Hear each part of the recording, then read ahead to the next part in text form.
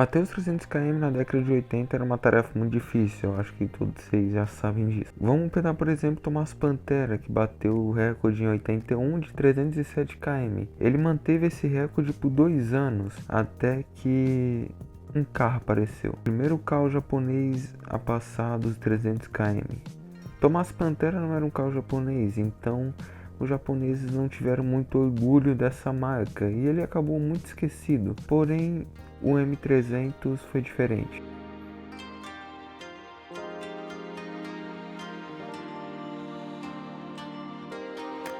Vamos lá. Mais precisamente, a DKS M300 foi o primeiro carro japonês com motor japonês a atingir os 300 km por hora no circuito de teste de Watabe. Para quem não sabe, o circuito de teste de Watabe é um circuito oval que é utilizado para teste de velocidade máxima. Em 83, o ADKS realizou um sonho de longa data de construir o primeiro carro no Japão a ultrapassar a barreira mágica dos 300 km. O ADKS M300 foi construído especialmente para essa tarefa e a prova está bem ali em seu nome aspiracional. Ele é baseado no Toyota Celica 20, também conhecido como A60 Supra nos Estados Unidos. Equipado com o motor 5MGU, ele tinha componentes muito internos, turbos duplos, intercooler surpreendente, sistema EFI da 5M, triplos carburadores também.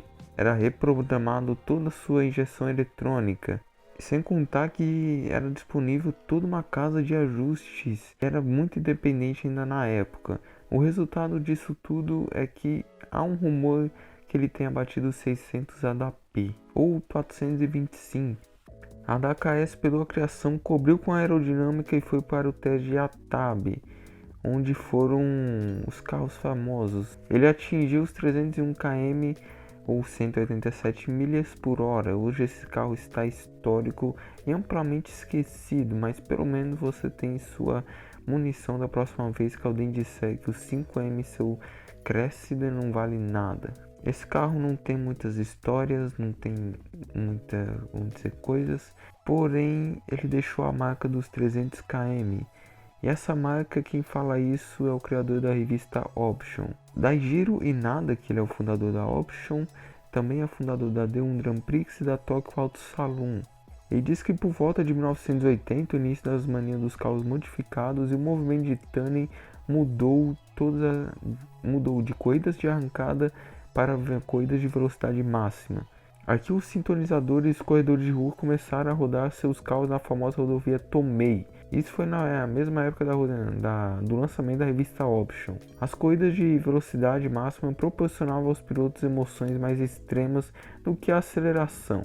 Eles não paravam até atingir um quarto de milha. Na época, carros japoneses como o Fairlady Z30, o Skyline Japan, ou como também é conhecido como DR30, Toyota Celica e os carros importados como Porsche, Pantera, Pontiac, Trenzhen eram veículos modificados populares. Embora correr em uma via pública fosse muito perigoso, era uma época em que carros japoneses afinados desafiavam as importações rápidas. As pessoas falavam muitos palavrões como meu Zero venceu aquele Porsche e o Pantera não é merda nenhuma. Na edição de outubro de 81 da Option, 13 veículos japoneses importados, incluindo carros já ajustados e carros esportivos novos, aceitaram o desafio dos testes de velocidade máxima. O Trenzhen chegou a marcar 246, enquanto o 30Z aspirado ficou no 257 e ele disse que tinha um 130Z na época, conseguiu marcar o 247 na época. O ajuste do tubo compressor ainda estava começando e ele pediu ao senhor Kunimitsu Takahashi,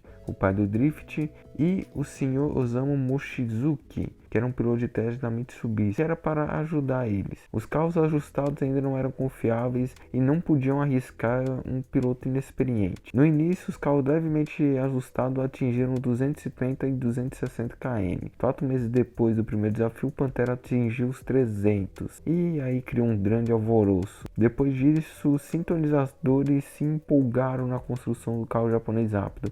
A partir daí, os pilotos perceberam o perigo desse desafio e começaram a desocupar de dirigir nas pistas. Ele disse que foi quando começou a dirigir os carros de alta velocidade. E disse que começou a ficar realmente perigoso, porque carros que iriam de 250 a 260 km nunca correriam em linha reta.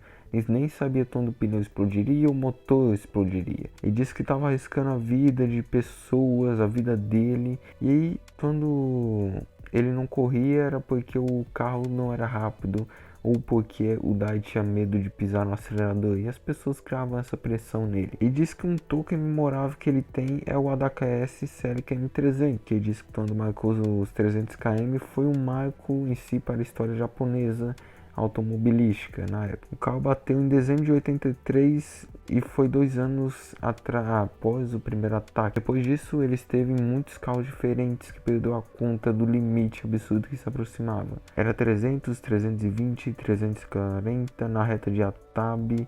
Depois disso, eles tiveram que mudar o teste para teste de 0 a 300 km. Que veria quanto tempo levaria para o veículo acelerar para 300 km. Mas em breve esse desafio finalmente chegaria ao fim. Masa Saito era o vice-presidente da empresa e também de clube e editor-chefe da revista Option 2. Ele morreu em Atabe em um acidente de carro onde não poderiam mais usar aquele percurso e os contrarrelógios de 0 a 300 terminaram aí. No entanto, não há nenhuma dúvida de que esses testes ocorreram e deram força à cena japonesa de tuning. Ele disse que graças aos esforços dele e à vida de Saito, fizeram florescer a indústria japonesa de peças e reposição para automóveis. Sem dúvida, quando o M300 bateu os 300 km por hora no teste de Atabe, iniciou-se uma nova era, a era dos 300 km por hora. Não só isso, mas como também começou a surgir muitos acidentes, muitos riscos, e infelizmente isso não parou até trazer uma infelicidade que foi a morte do Saito. Saito, inclusive, que dirigia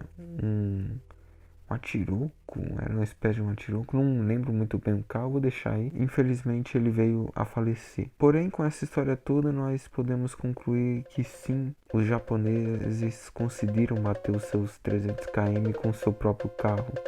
Um carro que você olha que parece um carro da BMW, mas é um Supra A60.